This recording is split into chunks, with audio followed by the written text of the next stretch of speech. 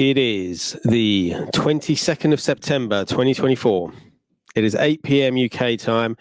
This is part of my journey, show 45. I started this show 1st of March after Double P sent me a message from his son, James, who is Minimal P.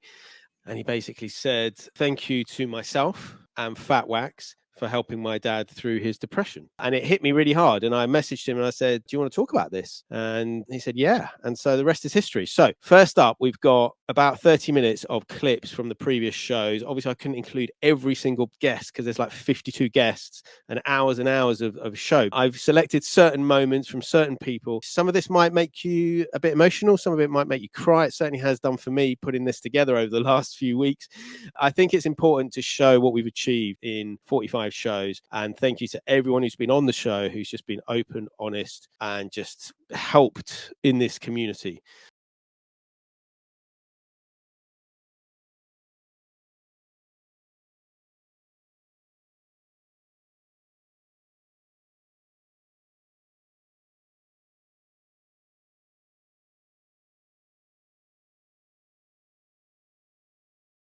I went through quite a traumatic time in my life. 2008, one of my best mates was killed in a car accident 4 days before Christmas, so I was quite strong before then, but whilst that was going on, I found out that my now ex-wife was having an affair behind my back as well. So I had to buy another house. I had my dog put in kennels, and then I met my wife now, Lynette, obviously, who I'm with now, and then my dad got ill with cancer. And this was within about a year. That completely shattered my confidence and self-belief, self-opinion of myself. I was quite a confident, happy-go-lucky sort of person 2 years ago. It pretty much destroyed me, to be fair, to the point of like, I shouldn't laugh about it, but to the point of like suicide. It pushed me to that limit. Psychiatrist, counsellor.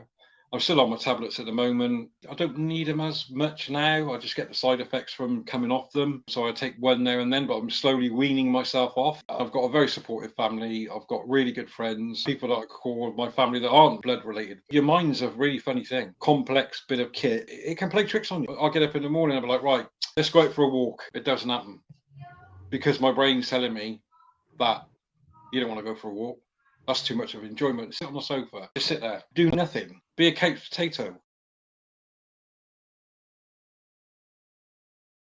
I'm still dealing with it, and I don't know if it's something you ever get over. He had a lot of mental health, really bad problems for a handful of years, like up to that point. I had a really direct therapist at the time who said I kind of really needed to prepare for this kind of reality, and I talked about it with my mum too, and a life-changing experience, really. And I've had a lot of bereavement counselling as well, and group counselling, which was great. They had loads of different exercises for kind of processing the grief, where it's kind of like drawing pictures or doing kind of clay models or doing something with like arranging some stones and picking out postcards and sharing objects that meant something to you. I had a really great one-on-one counsellor, bit of like a Mr. Motivator. He saw what was going on inside me and just wanted to lift me up. Most recently, I've been doing a very new group with Samaritans called Facing the Future. I had real difficulty with people at the time referring to it as suicide. I understood and believed suicide was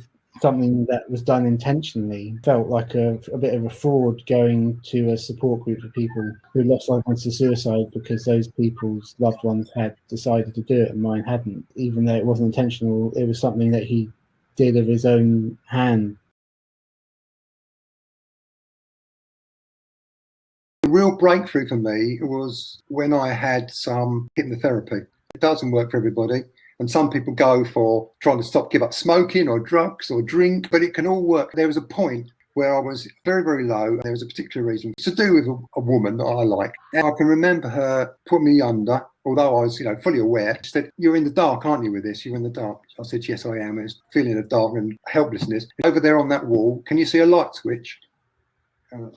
Yeah, so go and turn it on. Now in my head, I pressed this button and the light came on. And it was like that.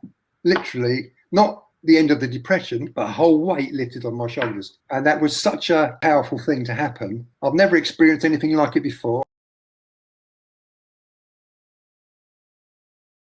was on the 27th of December. We were just watching TV with the kids. He said, pass us the O3s. And I thought, move my left arm. Come on, pass us the chocolates. And I went, I'm being deadly serious here. I can't even feel it. Within less than a minute, my body went, my voice went down. Within 5 minutes, we had the first responder in. 5 minutes after that, ambulance guys turned up. They're prodding, poking, asking me questions. I'm trying to answer. They've gone, I think he's had a stroke. With that, I can only describe as I felt that my heart was literally going to thrash out my chest. It was going so fast, and I'm just there, and my arms are going all like this, and I'm just shaking, can't stop it. And they're going, right, he's having an heart attack. And then all of a sudden I stop, and I didn't know what to do. Going, I don't know if he's having a stroke. I don't know if he's having an heart attack. Both sides have gone, so I'm not sure if it's a stroke, because a stroke's only supposed to be down one side. The guy that's in the back of the ambulance with me is trying to ask me questions. By that time, I'd totally lost my speech. So the only thing I could do was blink,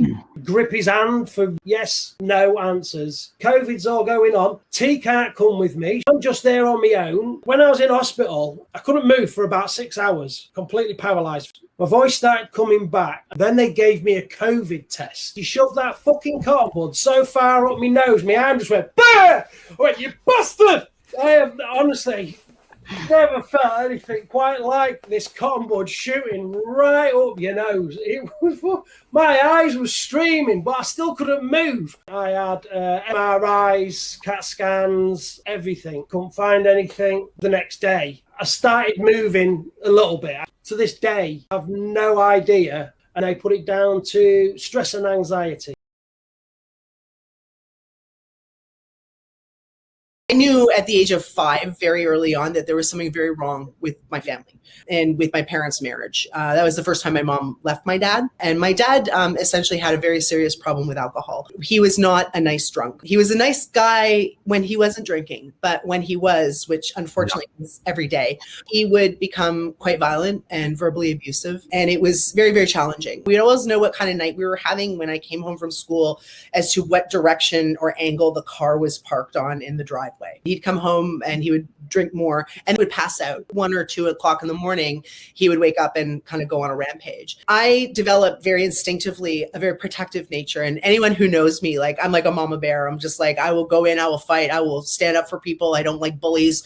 I'm a very protective kind of person. A lot of that was centered around protecting my mom and my brother. We actually had a system where my mom would sleep in the bed with me, and she would sleep on the inside and I would sleep on the outside, so that when my dad would kind of go on a tear, he would grab me by the arm and pull me out of bed and kind of shake me around a bit. And that would give my mom time to run out behind him, grab my brother, and then I would disengage from my dad, and we would run out to the car, and we would either sleep in the car or we would sleep at my mom's place. So, you know, safety and security there was always a really big issue.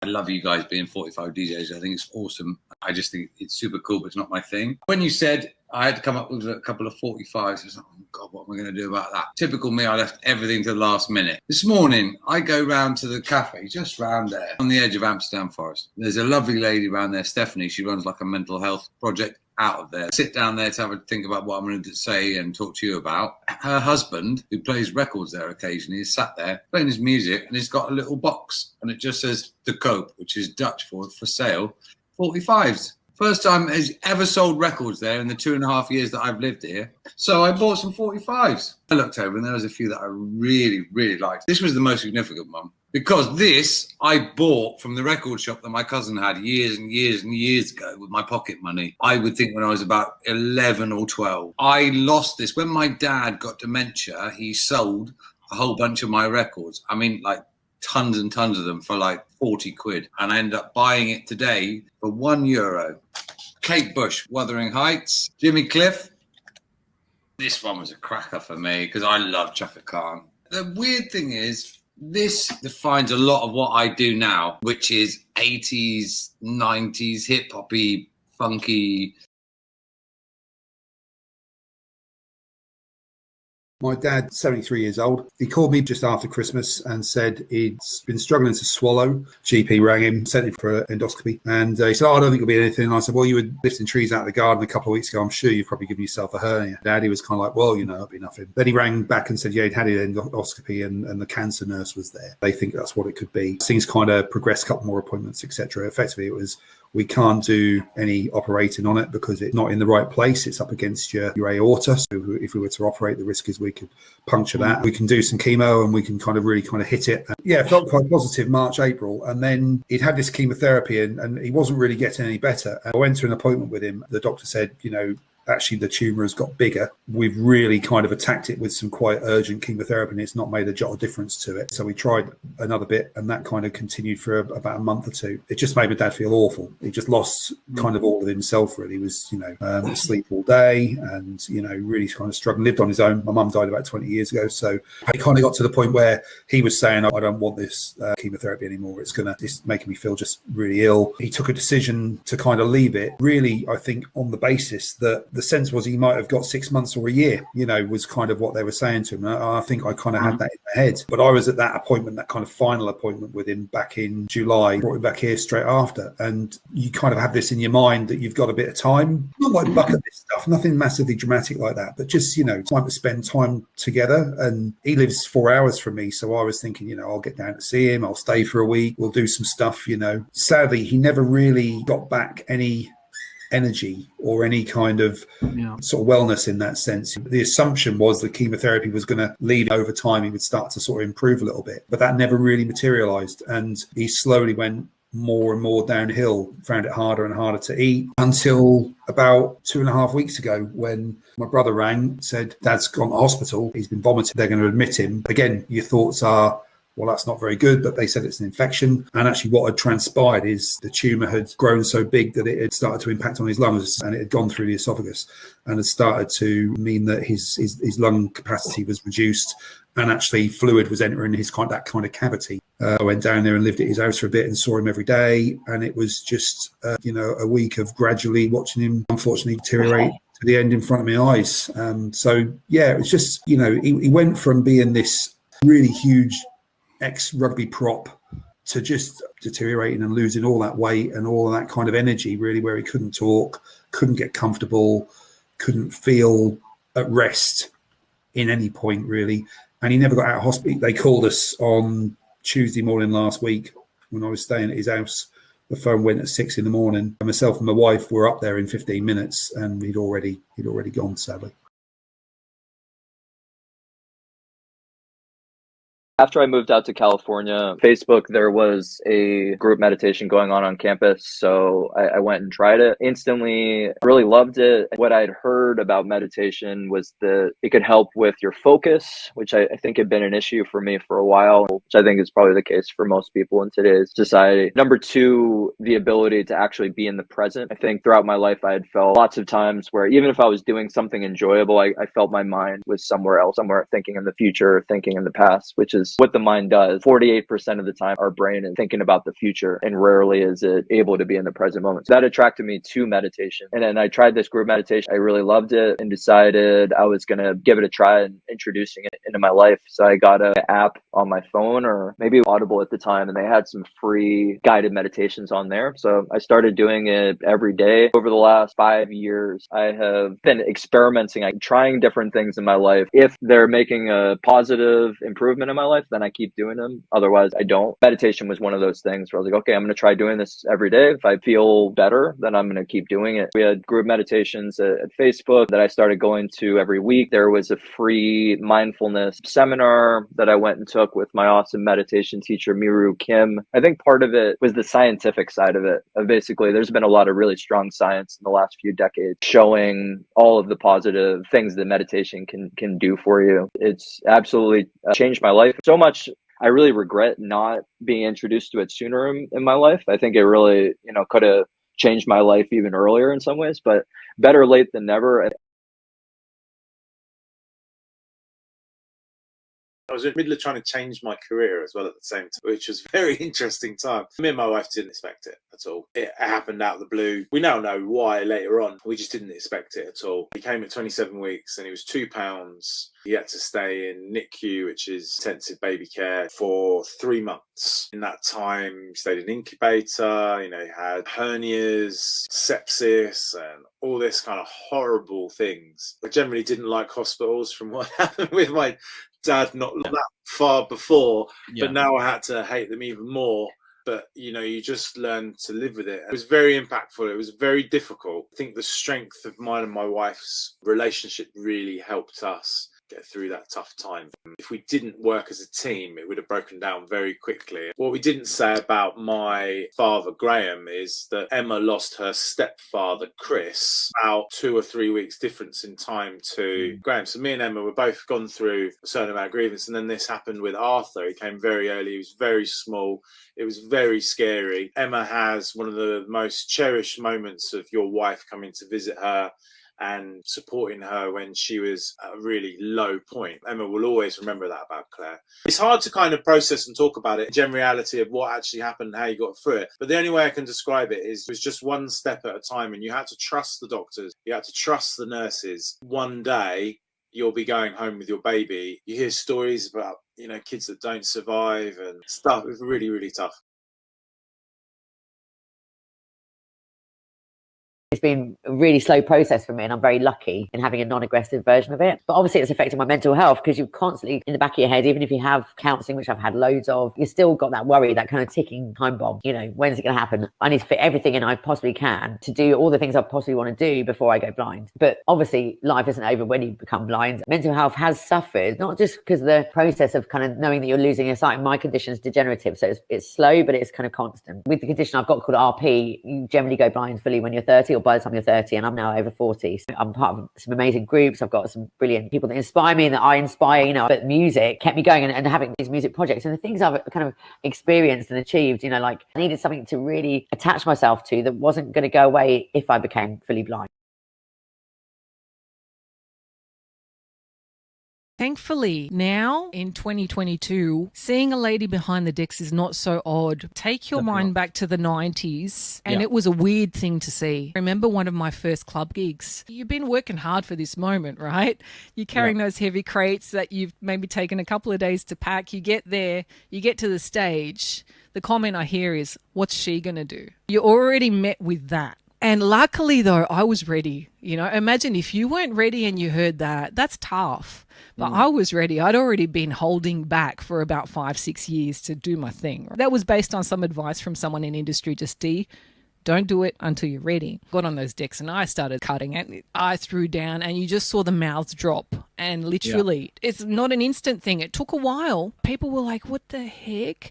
And then you hear like a dude screaming, I've never seen a girl cut so hard. Like you get these comments coming through and I'm like, yes, this is it. Then there were things like my name. My name is kind of generic. You don't know if it's going to be a male or a female. And I actually have had an interstate gig cancelled when they found out it was a female. And it was a big one too. I was so excited, and it was like a partnership of promoters. The other promoter literally apologized. It's funny with me, looking back, it became a mission for me to turn things around. And literally the person that cancelled that gig had later seen me at another event, which happened to be supporting Naughty by Nature, and came over. I'd literally dropped one record. I think I was mixing into the second one, and the person that cancelled that gig came over and shook my hand and said, I'm flying you over. It was literally kind of a turnaround mission for me. From that, it then turned into the whole online and getting kind of dissed in a way by online people. Say trolls, that's probably the best word. It was literally like YouTube had just come in. We were like, wow, and we've got to put some stuff up. And I think I put up my DMC set, which I had come 8th in Australia for as the only female competitor.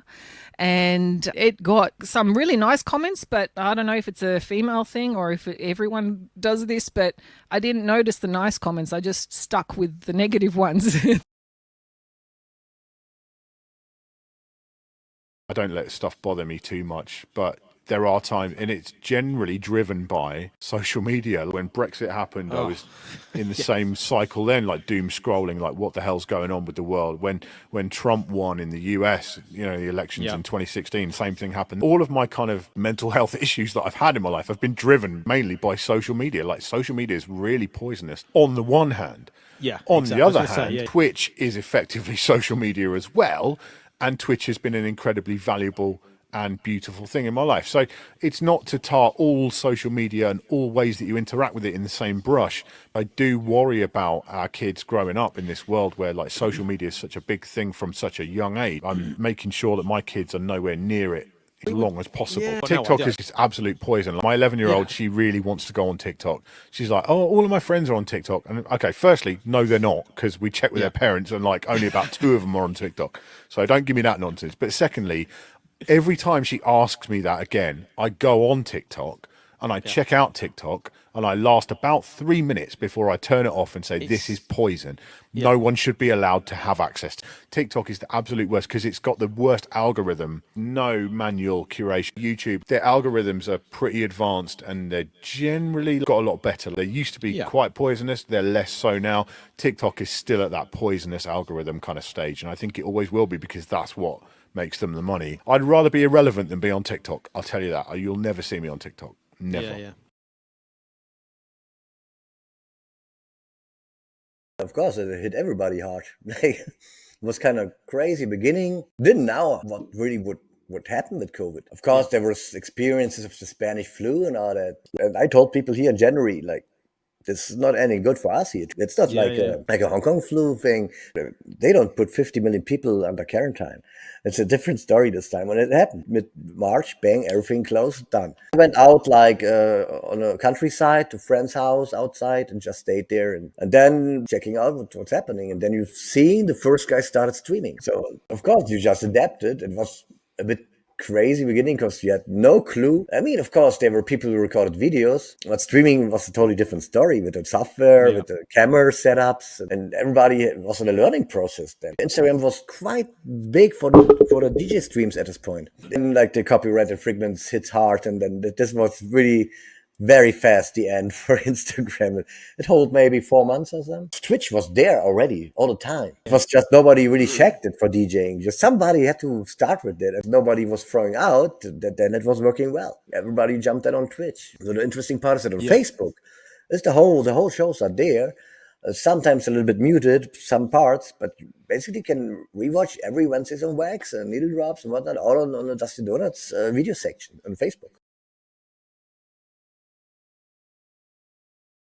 He wasn't ill before. He went in, he had gone into hospital to have a stent put in, which is a fairly routine thing for men of his age. He had a stroke in the hospital that day, and that was Monday afternoon, and he died on the Wednesday. Oh, jeez. So it was super quick and super surprising. Mercifully quick, I think, in the long term, but no easier to kind of bear or cope with. I remember sitting in the waiting room, and I just thought, oh God, February. This is just, what are we going to do? And I sent you a message then saying, is there going to be a 45-day this year? Because I wanted something to think about. Yeah. And you were like, I haven't said anything about it, but there will be one. Out of the blue, you had messaged me the year before and asked me to do one, which again was just like so encouraging and lovely. It was great to do. It's kind of focused my mind a little bit in those weeks afterwards. I went back and listened to that one from 2022 this week because I couldn't for the life of me remember what was on it. Interestingly enough, it was all instrumentals. Clearly couldn't have coped with any words that were going to have any meaning to me. So it was all instrumentals, which is unusual for me because I like an instrumental, but I like songs with words. Scroll forward a little bit, and you suggested that this with it was with Lee. And why it was powerful for me is that it was a different way of talking about what had happened. I think I'd been through a bunch of months of telling the story of how Dad died to people, and I was exhausted of that. School and Lisa had put me in touch with some counselling, and that was the first time I was talking about it to somebody I didn't know. Just such a release to not have to tell it as a story, just to say how I was feeling. Because you tell the story about how somebody passes, if somebody dies, and part of you tries to protect the person you're telling from how sad it is.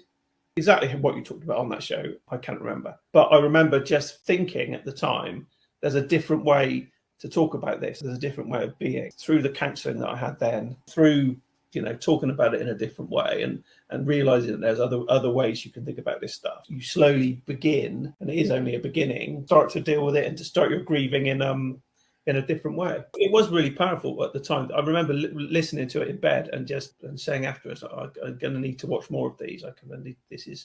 Need to kind of have these discussions myself. I don't think I'm really going to be 100% accepted. In many situations, I'm either too light or too dark. It's like a journey that you have to go on. If you ask elders in predominantly the Caribbean community, they will say there is a change. Now it's more kind of inwardly. You kind of get a feeling that somebody doesn't like you because of how you look or how you talk. Just recently, there's been comments from myself that I could easily pass as white if I wanted to. I don't know if the word ignorant comes into it, but it's very frustrating in school. It used to stick with me and it was hurtful. And I used to have to go to people and, had like loads of different support networks that were predominantly Caribbean. They would support me in things like counseling, learning mentors, whole heap of different people, and really helped guide me to who I am now. It does affect my mental health in the sense of, I think I just get more frustrated that colour comes into things. It's a man-made ideology in my process. When I was born, I didn't think, oh, today I'm light-skinned, It's kind of been put upon us to think this way. And if we are representing reggae and we're representing about Bun Babylon and Bun the system, surely we then can't follow the system in the same. Do you know what I mean? It doesn't make sense to me. I'm always open to conversations because I know that sometimes people can just feel a bit intimidated seeing somebody who is light-skinned wear red, gold, and green, and so on. It's just about having those conversations, and sometimes they are difficult, but they need to be done, and it's not really done too often from somebody who's light-skinned speaking on topics who may affect the Black community, white community, and every other community around us, because we're all mixtures, right? There is this kind of level that, because I have lighter skin, that I might be more privileged, and I can understand that. I can see the history behind it. I can see why that might be thought of, but that doesn't mean that I haven't experienced some of the things that I've experienced, like stop and search, like being racially abused, would you believe it or not, by Black people and white people. So these experiences I've faced, and I think that having more conversations like we are having now is really important. It's not something that can be taken lightly. When I got to 40, I was driving to work and realised that my life was perfect, enough. Like suddenly, something just sort of went like that. And I had like a full-on breakdown, something like I've never experienced in my life.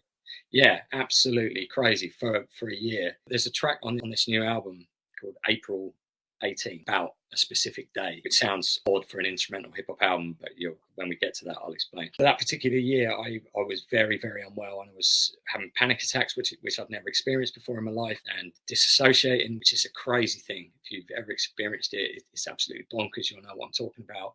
If you haven't, I wouldn't wish it on anyone. It's nuts. Fascinating what brains can do. Terrible as that was, mostly for my partners, people that were around me, I think you've got to have breakdowns in order to sort of build yourself up again. And that's exactly what I did. It took a while, and luckily I had some amazing people who were supportive. People messaging me and stuff. Some people I hadn't spoken to for years, and they were just like, look, this is, it's fine. This is it. We knew then. Since then, I came out of it and looked at life differently and just sort of went, it doesn't matter. I'm just going to enjoy things, enjoy nature, whatever. And I sort of tentatively started thinking about making music again, but totally different, with a completely new mindset on an outlook on life. I was just like, well, it doesn't matter. Nothing is a competition. I'm going to make it, and I'm going to make music for myself and nothing else. So I made loads and loads of music. I was pretty preoccupied with music and everything else that goes on at uni, but, well, put it bluntly, I had testicular cancer. It was diagnosed quickly. I managed to get to a doctor pretty quickly after realizing it. I never really thought about it that much. I know that sounds incredibly arrogant, but it just sort of became one of those things. Okay, cool. Something else you've got to sort out.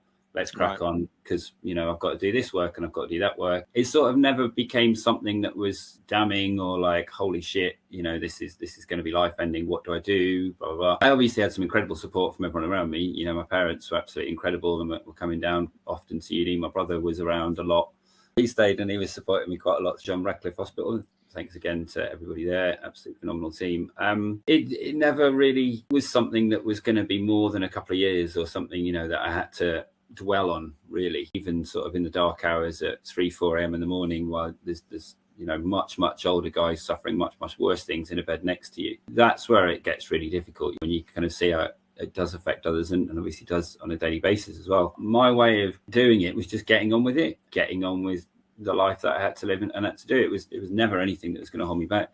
So that whole sort of mindset, really, I have no real religious basis. My mum's a Christian, my dad's kind of Buddhist Zen, and so I've got different impacts there, but I don't really have a religious grounding. I don't have that community kind of spirit in that sense. I just have the faith in, you know, me being able to do what I can do. I guess kind of, yeah, that the mental strength, the mental capacity for that came again a lot from sort of the Steiner teachings and being in control of my own decisions and what I'm doing.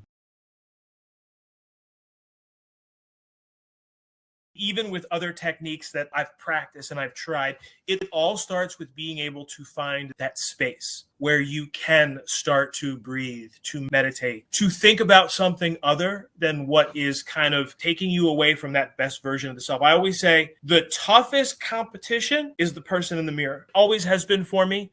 And when I'm having conversations with friends or family, it's about the person in the mirror. When you feel it inside, that sense of relief and okay, that's huge, because most people beat themselves up mentally. They lose sleep. They stay up till 2-3 in the morning because they can't navigate. That's where I am today. It's not about being perfect. I think it's about finding your happiness, finding your place where you feel like you're leaving a mark, making a good impact. Being able to find that best version of yourself, even when you know deep inside you're not there, but you can still give that to people, that is a win. And I'll take those days. Like, I'm 50 this year, and I guess I've been perimenopausal, which is when you're in the not quite menopausal situation, so your periods haven't stopped, and you might suffer from some effects like sweats or hot flushes, things like that. I don't suffer from any of that, but when I was down in Sydney and I was DJing, all of my girlfriends are all like in their 50s. They all must be going through menopause right now. They're all like, oh my God, like just fully losing their minds. Then they start talking about the estrogen patches and all of this. I'm like, well, maybe because I'm on so much CBD and I don't feel it. Then, of course, I hadn't had my period since November. I was like, shit, what's going on? Sunday, I woke up. I was like, I just got my fucking period. Oh my God.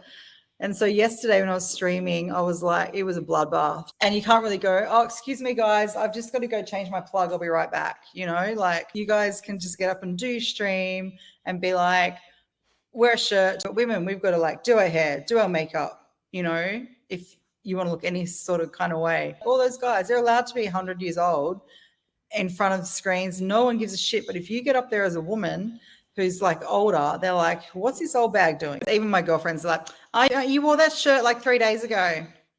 Right. I'm like, fuck, I've only got so much Sam Tweaks merchandise and so much 45-day.